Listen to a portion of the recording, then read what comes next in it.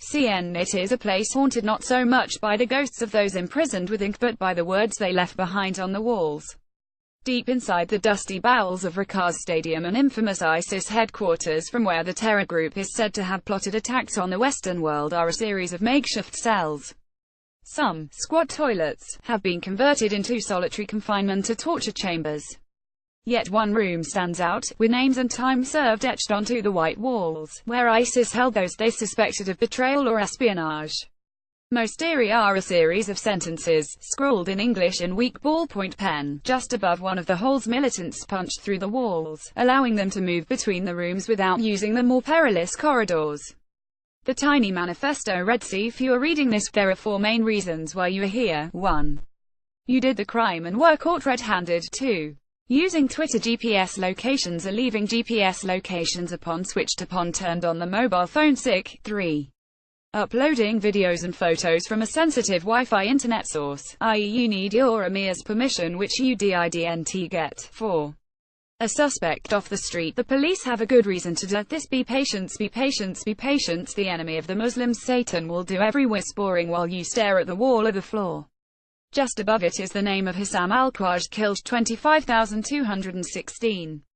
Elsewhere, the names of former occupants can be seen alongside the length of their time incarcerated.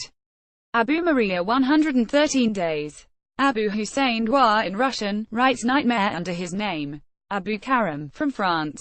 It isn't clear who was released and who executed. Endless shells litter the floor, along with rubble and crude homemade targets, circles on paper that ISIS fighters clearly used to practice their aim. The battle to liberate Raqqa has been a global fight, and through the stadium walk a few international volunteers. One of those is Mike from the UK, whom I met a few months ago, and doesn't really want to answer the toughest question they face now: how do they get home? The way out is a minefield of borders between states that only half exist, and closed airspaces. Another volunteer, 24-year-old John from Colorado, is less concerned about that. He left his sleepy job in customer support for an IT firm, but never expected he would be on the front line in Raqqa. It's sad now that we are not fighting anymore, he admits, adding he enjoyed it. I got like 70 meters from ISIS, you could see them running in the street. Better than sitting in the desert drinking tea, so yeah. The fighting wasn't as intense as he expected, he says, adding a lot of American money went into the bombing.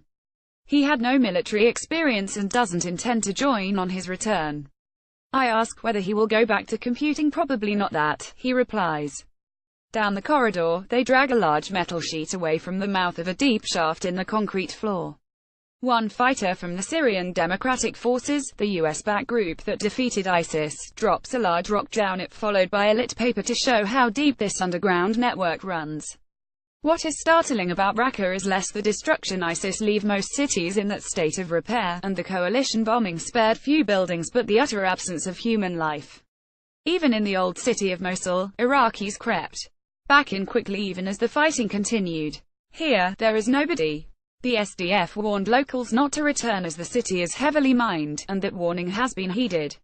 Absolutely nobody is here at all, bar the victors. Perhaps the only building that was spared total evisceration is the National Hospital, possibly because ISIS held hundreds of human shields inside, before a deal with the SDF meant they were taken away by foreign fighters as they fled, one SDF soldier said.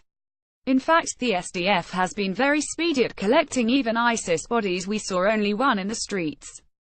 The other fighters, the locals who surrendered in a deal about a week earlier, have met a rosier fate. An hour's drive away, up the road around the dust and squalor of a refugee camp where most have fled to in poverty, are a set of new and shiny white tents, marked with the name of a prominent British charity. Inside, 200 ISIS fighters and their families. We are not allowed to talk with them, but they sit apart from the other displaced, their fate even more uncertain.